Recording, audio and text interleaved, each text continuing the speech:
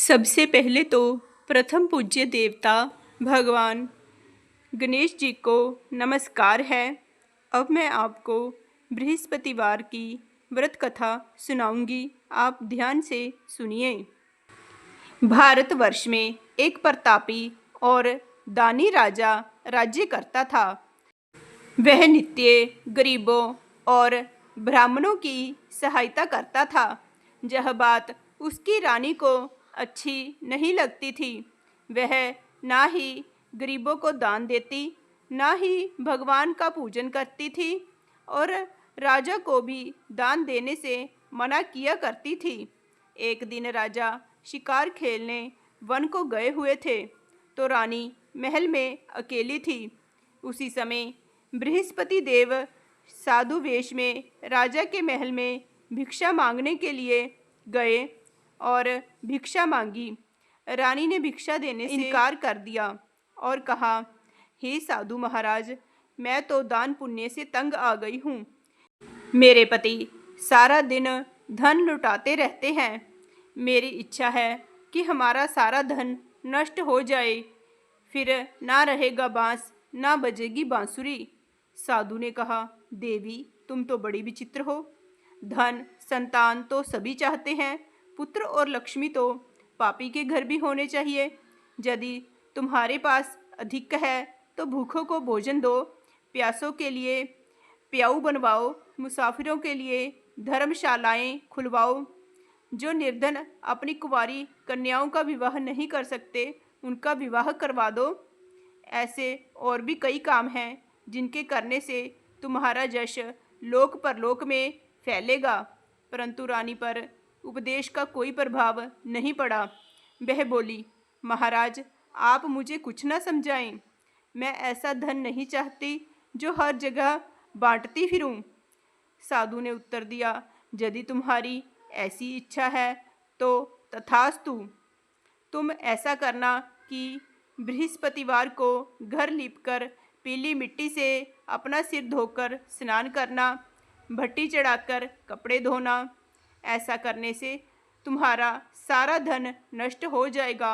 इतना कहकर वे साधु महाराज वहाँ से अलोप हो गए। साधु के अनुसार कई बातों को पूरा करके रानी को केवल 3 बृहस्पतिवार ही बीते थे कि उसकी समस्त धन संपत्ति नष्ट हो गई। भोजन के लिए राजा का परिवार तरसने लगा। तब एक दिन राजा रानी से बोला कि हे रानी, तुम यहीं रहो, मैं दूसरे देश को जाता हूँ, क्योंकि जहाँ पर सभी लोग मुझे जानते हैं, इसलिए मैं कोई छोटा कार्य नहीं कर सकता। ऐसा कहकर राजा परदेश चला गया। वहाँ वह जंगल से लकड़ी काट कर लाता और शहर में बेचता। इस तरह वह अपना जीवन व्यतीत करने लगा। इधर राजा के परदेश जाते ही रानी और दासी दुखी रहने लगी। एक बार जब रानी और दासी को 7 दिन तक बिना भोजन के रहना पड़ा, तो रानी ने अपनी दासी से कहा, हे दासी, पास ही के नगर में मेरी बहन रहती है। वह बड़ी धनवान है, तू उसके पास जा और कुछ ले आ, ताकि थोड़ी बहुत गुजर बसर हो जाए। दासी रानी की बहन के पास गई। उस दिन गुरुवार था और रानी की बहन उस समय बृहस्पतिवार व्रत की कथा सुन रही थी। दासी ने रानी की बहन से अपनी रानी का संदेश दिया, लेकिन रानी की बड़ी बहन ने कोई भी उत्तर नहीं दिया। जब दासी को रानी की बहन से कोई उत्तर नहीं मिला तो वह बहुत दुखी हुई और उसे क्रोध भी आया। दासी ने वापस आकर रानी को सारी बात बता दी। सुनकर रानी ने अपने भाग्य को कोसा। उधर रानी की बहन ने सोचा कि मेरी बहन की दासी आई थी, परंतु मैं उससे कुछ नहीं बोली, इससे वह बहुत दुखी हुई होगी। कथा सुनकर और पूजन समाप्त करके वह अपनी बहन के घर आई और कहने लगी, हे बहन, मैं बृहस्पतिवार का व्रत कर रही थी। तुम्हारी दासी मेरे घर आई थी। परंतु जब तक कथा होती है तब तक ना तो उठते हैं और ना ही बोलते हैं। इसलिए मैं भी नहीं बोली। कहो दासी, क्यों गई थी? रानी बोली, बहन, तुमसे क्या छिपाऊं? हमारे घर में खाने तक को अनाज नहीं है। ऐसा कहते कहते रानी की आंखें भर आई। उसने दासी समेत पिछले 7 दिनों से भूखे रहने तक की बात अपनी बहन को विस्तार पूर्वक बता दी। रानी की बहन बोली, देखो बहन, भगवान बृहस्पति देव सबकी मनोकामना को पूर्ण करते हैं। देखो, शायद तुम्हारे घर में अनाज रखा हो। पहले तो रानी को विश्वास नहीं हुआ, पर बहन के आग्रह करने पर उसने अपनी दासी को अंदर भेजा तो उसे सचमुच अनाज से भरा एक घड़ा मिल गया। यह देखकर दासी को बड़ी हैरानी हुई। दासी रानी से कहने लगी, हे रानी, जब हमको भोजन नहीं मिलता तो हम व्रत ही तो करते हैं, इसलिए क्यों ना इनसे व्रत और कथा की विधि पूछ ली जाए ताकि हम भी व्रत कर सकें। तब रानी ने अपनी बहन से बृहस्पतिवार व्रत के बारे में पूछा। उसकी बहन ने बताया, बृहस्पतिवार के व्रत में चने की दाल और मुनक्का से भगवान विष्णु जी का पूजन करना चाहिए। केले की जड़ में पूजन करें तथा दीपक जलाएं, व्रत कथा सुनें और पीला भोजन ही करें। इससे बृहस्पति देव प्रसन्न होते हैं। व्रत और पूजन विधि बताकर रानी की बहन अपने घर को लौट गई। 7 दिन के बाद जब गुरुवार आया तो रानी और दासी ने व्रत रखा। गुड़साल में जाकर चना और गुड़ लेकर आई। फिर उससे केले की जड़ तथा विष्णु भगवान का पूजन किया। अब पीला भोजन कहाँ से आए, इस बात को लेकर दोनों बहुत दुखी थी। क्योंकि उन्होंने व्रत रखा था, इसलिए बृहस्पति देव उनसे प्रसन्न थे। इसलिए वे एक साधारण व्यक्ति का रूप धारण कर 2 थालों में सुंदर पीला भोजन दासी को दे गए। भोजन पाकर दासी प्रसन्न हुई और फिर रानी के साथ मिलकर भोजन ग्रहण किया। उसके बाद वे सभी गुरुवार को व्रत और पूजन करने लगी। बृहस्पति देव की कृपा से उनके पास फिर से धन संपत्ति आ गई, परंतु रानी फिर से पहले की तरह आलस्य करने लगी। तब दासी बोली, देखो रानी, तुम पहले भी इस प्रकार आलस्य करती थी। तुम्हें धन रखने में कष्ट होता था, इस कारण सभी धन नष्ट हो गया, और अब जब भगवान बृहस्पति की कृपा से धन मिला है तो तुम्हें फिर से आलस्य होता है। रानी को समझाते हुए दासी कहती है कि बड़ी मुसीबतों के बाद हमने यह धन पाया है, इसलिए हमें दान पुण्य करना चाहिए, भूखे मनुष्यों को भोजन कराना चाहिए और धन को शुभ कार्यों में खर्च करना चाहिए, जिससे तुम्हारे कुल का यश बढ़ेगा, स्वर्ग की प्राप्ति होगी और पितृ प्रसन्न होंगे। दासी की बात मानकर रानी अपना धन शुभ कार्यों में खर्च करने लगी, जिससे पूरे नगर में उसका यश फैलने लगा। एक दिन राजा दुखी होकर जंगल में एक पेड़ के नीचे आसन जमाकर बैठ गया। वह अपनी दशा को याद करके व्याकुल होकर रोने लगा। बृहस्पतिवार का दिन था। एकाएक उसने देखा कि निर्जन वन में एक साधु प्रकट हुए। वह साधु वेश में स्वयं बृहस्पति देवता थे। लकड़हारे के सामने आकर वे बोले, हे लकड़हारे, इस सुनसान जंगल में तू चिंता मग्न क्यों बैठा है? लकड़हारे ने दोनों हाथ जोड़कर प्रणाम किया और उत्तर दिया, महात्मा जी, आप सब कुछ जानते हैं, मैं क्या कहूँ? यह कहकर वह रोने लगा और साधु को अपनी आत्मकथा सुनाई। महात्मा जी ने कहा, तुम्हारी स्त्री ने बृहस्पति के दिन बृहस्पति भगवान का निरादर किया है, जिसके कारण रुष्ट होकर उन्होंने तुम्हारी यह दशा कर दी। अब तुम चिंता को दूर करके मेरे कहने पर चलो तो तुम्हारे सब कष्ट दूर हो जाएंगे और भगवान पहले से भी अधिक संपत्ति देंगे। तुम बृहस्पति के दिन कथा किया करो। 2 पैसे के चने मुनक्का लाकर उसका प्रसाद बनाओ और शुद्ध जल से लोटे में शक्कर मिलाकर अमृत तैयार करो। कथा के पश्चात अपने सारे परिवार और सुनने वाले प्रेमियों में अमृत व प्रसाद बांटकर आप भी ग्रहण करो। ऐसा करने से भगवान तुम्हारी सब मनोकामनाएं पूरी करेंगे। साधु के ऐसे वचन सुनकर लकड़हारा बोला, हे प्रभु, मुझे लकड़ी बेचकर इतना पैसा नहीं मिलता जिससे भोजन के उपरांत कुछ बचा सकूं। मैंने रात्रि में अपनी स्त्री को व्याकुल देखा। मेरे पास कुछ भी नहीं जिससे मैं उसकी खबर मंगा सकूं। साधु ने कहा, हे लकड़हारे, तुम किसी बात की चिंता मत करो।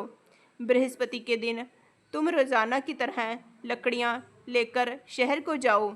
तुमको रोज से दुगना धन प्राप्त होगा, जिससे तुम भली भांति भोजन कर लोगे तथा बृहस्पति देव की पूजा का सामान भी आ जाएगा। इतना कहकर साधु अंतर ध्यान हो गए। धीरे धीरे समय व्यतीत होने पर फिर वही बृहस्पतिवार का दिन आया। लकड़हारा जंगल से लकड़ी काटकर किसी शहर में बेचने गया। उसे उस दिन और दिनों से अधिक पैसा मिला। राजा ने चना गुड़ आदि लाकर गुरुवार का व्रत किया। उस दिन से उसके सभी क्लेश दूर हुए। परंतु जब दोबारा गुरुवार का दिन आया तो वह बृहस्पतिवार का व्रत करना भूल गया। इस कारण बृहस्पति भगवान नाराज हो गए। उस दिन उस नगर के राजा ने विशाल यज्ञ का आयोजन किया तथा शहर में यह घोषणा करा दी कि कोई भी मनुष्य अपने घर में भोजन ना बनावे, ना ही आग जलावे। समस्त जनता मेरे यहाँ भोजन करने आवे। इस आज्ञा को जो ना मानेगा उसे फांसी की सजा दी जाएगी। इस तरह की घोषणा संपूर्ण नगर में करवा दी गई। राजा की आज्ञा अनुसार शहर के सभी लोग भोजन करने गए, लेकिन लकड़हारा कुछ देर से पहुंचा, इसलिए राजा उसको अपने साथ घर ले गए और ले जाकर भोजन करा रहे थे तो रानी की दृष्टि उस खूंटी पर पड़ी जिस पर उसका हार लटका हुआ था। वह वहाँ पर दिखाई नहीं दिया। रानी ने निश्चय किया कि मेरा हार इस मनुष्य ने चुरा लिया है। उसी समय सिपाहियों को बुलाकर उसको कारागार में डलवा दिया। जब लकड़हारा कारागार में पड़ गया और बहुत दुखी होकर विचार करने लगा कि ना जाने कौन से पूर्व जन्म के कर्म के कारण मुझे यह दुख प्राप्त हुआ है, और उसी साधु को याद करने लगा जो कि जंगल में मिला था। उसी समय तत्काल बृहस्पति देव साधु के रूप में प्रकट हुए और उसकी दशा को देखकर कहने लगे, अरे मूर्ख, तूने बृहस्पति देव की कथा नहीं की, इस कारण तुझे दुख प्राप्त हुआ है। अब चिंता मत कर। बृहस्पतिवार के दिन कारागार के दरवाजे पर 4 पैसे पड़े मिलेंगे। उनसे तू बृहस्पति देव की पूजा करना, तेरे सभी कष्ट दूर हो जाएंगे। बृहस्पतिवार के दिन उसे 4 पैसे मिले। लकड़हारे ने कथा कही। उसी रात्रि को बृहस्पति देव ने उस नगर के राजा को स्वप्न में कहा, हे राजा, तुमने जिस आदमी को कारागार में बंद कर दिया है वह निर्दोष है, वह राजा है, उसे छोड़ दो। रानी का हार उसी खूंटी पर लटका है। अगर तू ऐसा नहीं करेगा तो मैं तेरे राज्य को नष्ट कर दूंगा। इस तरह रात्रि के स्वप्न को देखकर राजा प्रातःकाल उठा और खूंटी पर हार देखकर लकड़हारे को बुलाकर माफ़ी मांगी और लकड़हारे को योग्य सुंदर वस्त्र आभूषण देकर विदा कर दिया। बृहस्पति देव की आज्ञा अनुसार लकड़हारा अपने नगर को चला गया। राजा जब अपने नगर के निकट पहुंचा तो उसे बड़ा आश्चर्य हुआ। नगर में पहले से अधिक बाग, तालाब, कुएं तथा बहुत सी धर्मशाला, मंदिर आदि बनी हुई थी। राजा ने पूछा कि यह किसका बाग और धर्मशाला है। तब नगर के सब लोग कहने लगे कि यह सब रानी और बांदी के हैं। तो राजा को आश्चर्य हुआ और गुस्सा भी आया। जब रानी ने यह खबर सुनी कि राजा आ रहे हैं तो उन्होंने बांदी से कहा कि हे दासी, देख राजा हमको कितनी बुरी हालत में छोड़ गए थे। हमारी ऐसी हालत देखकर वह लौट न जाएं, इसलिए तू दरवाजे पर खड़ी हो जा। आज्ञा अनुसार दासी दरवाजे पर खड़ी हो गई।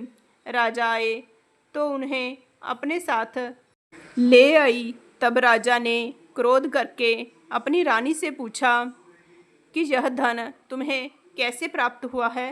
तब उन्होंने कहा, हमें यह सब धन बृहस्पति देव के इस व्रत के प्रभाव से प्राप्त हुआ है।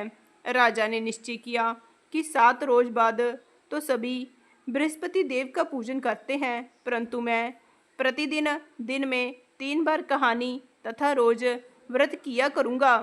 अब हर समय राजा के दुपट्टे में चने की दाल बंधी रहती तथा दिन में 3 बार कहानी कहता। एक रोज राजा ने विचार किया कि चलो अपनी बहन के यहाँ हो आवे। इस तरह निश्चय करके राजा घोड़े पर सवार हो अपनी बहन के यहाँ को चलने लगा। मार्ग में उसने देखा कि कुछ आदमी एक मुर्दे को लिए जा रहे हैं। उन्हें रोककर राजा कहने लगा, अरे भाइयों, मेरी बृहस्पति देव की कथा सुन लो। वे बोले, लो, हमारा तो आदमी मर गया है, इसको अपनी कथा की पड़ी है। परंतु कुछ आदमी बोले, अच्छा कहो, हम तुम्हारी कथा भी सुनेंगे। राजा ने दाल निकाली और जब कथा आधी हुई कि मुर्दा हिलने लग गया और जब कथा समाप्त हो गई तो राम राम करके मनुष्य उठकर खड़ा हो गया। आगे मार्ग में उसे एक किसान खेत में हल चलाता मिला। राजा ने उसे देखकर उससे कहा, अरे भैया, तुम मेरी बृहस्पतिवार की कथा सुन लो। किसान बोला, जब तक मैं तेरी कथा सुनूंगा तब तक 4 हरैया जोत लूँगा। जा अपनी कथा किसी और को सुनाना। इस तरह राजा आगे चलने लगा। राजा के हटते ही बैल पछाड़ खाकर गिर गए तथा किसान के पेट में बड़ी जोर का दर्द होने लगा। उस समय उसकी माँ रोटी लेकर आई। उसने जब यह देखा तो अपने पुत्र से सब हाल पूछा और बेटे ने सभी हाल कह दिया। तो बुढ़िया दौड़ी दौड़ी उस घुड़सवार के पास गई और उससे बोली कि मैं तेरी कथा सुनूंगी, तू अपनी कथा मेरे खेत पर चलकर ही कहना। राजा ने बुढ़िया के खेत पर जाकर कथा कही, जिसके सुनते ही वह बैल उठ खड़े हुए तथा किसान के पेट का दर्द भी बंद हो गया।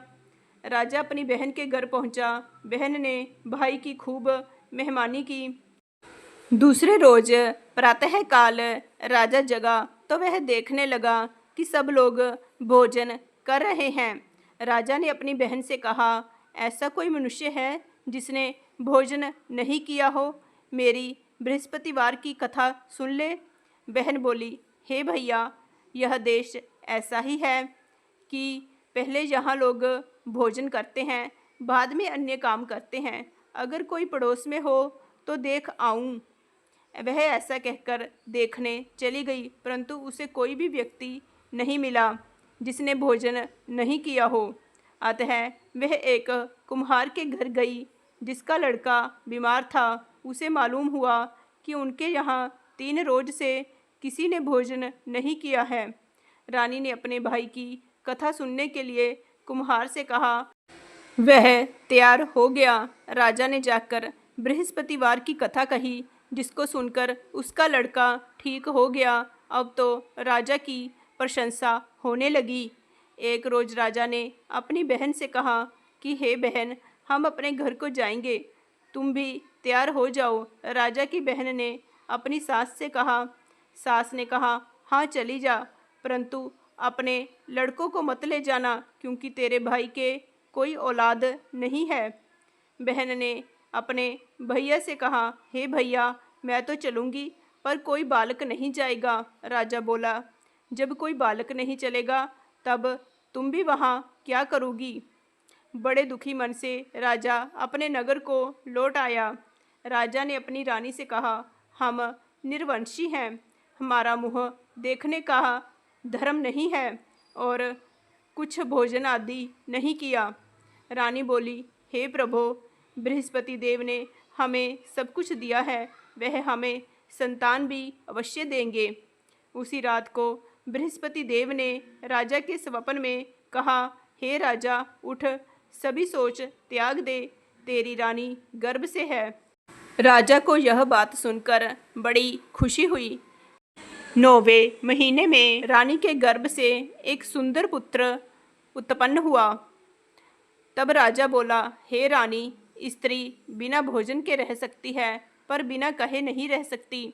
जब मेरी बहन आएगी तुम उससे कुछ मत कहना। रानी ने यह सब सुनकर हाँ कर दी। जब राजा की बहन ने यह शुभ समाचार सुना तो वह बहुत खुश हुई तथा बधाई लेकर अपने भाई के यहाँ आई। तभी रानी ने कहा, घोड़ा चढ़कर तो नहीं आई, गधा चढ़ी आई। राजा की बहन बोली, भाभी, मैं इस प्रकार ना कहती तो तुम्हें औलाद कैसे मिलती? बृहस्पति देव ऐसे ही हैं, जैसी जिसके मन में कामनाएं हैं सभी को पूर्ण करते हैं। जो सद्भावना पूर्वक बृहस्पतिवार का व्रत करता है एवं कथा पढ़ता है अथवा सुनता है, दूसरों को सुनाता है, बृहस्पति देव उसकी सभी मनोकामनाएं पूर्ण करते हैं। बोलिए बृहस्पति देव की जय, विष्णु भगवान की जय। जय श्री कृष्ण।